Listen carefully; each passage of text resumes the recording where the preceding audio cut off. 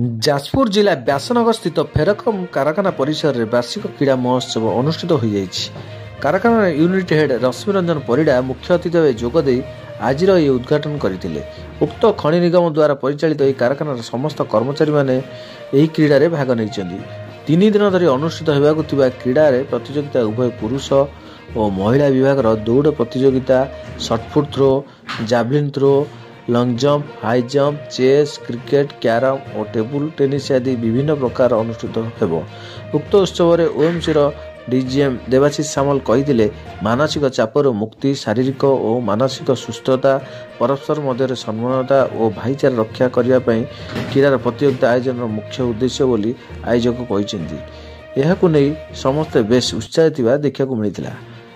Bureau report, ଦ S live.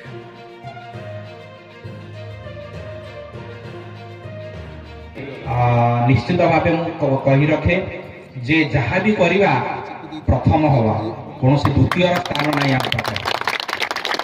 मैंने जानते जे फेरक्रम आगु कौ भाया अवस्था थिला आमे कौ भाया चलती केते जन बुद्धिजीवी मते पचारचंती आनुआल शटडाउन कहीं होनी पाखापाखि 2 वर्ष हेलानी आमे निरच्छिन्न भाव में प्लांट को चलई रखीचु एवं आनुआल मेंटेनेंस बोली किसी न थाए आम देखी देचु जे 2 वर्ष भितर आम जिते ता पूर्वर जहाँ हूँ आम प्रिभेंटिव मेंटेनेंस करुचु एवं जहाँ हो माँ बिरजांकर अशेष आशीर्वाद, माँ तारिणीकर आशीर्वाद, जगन्नाथ आशीर्वाद कारण गोटे एत पुरातन शिल्पानुष्ठान चलवाई निश्चित भाव आम अधिष्ठात्री देवी माँ दुर्गा सी आमको आशीर्वाद कर जो भरण पोषण आम करुपाखापाखि 500 लोक मत मिसई 500 लोक आम परिवार चलुची।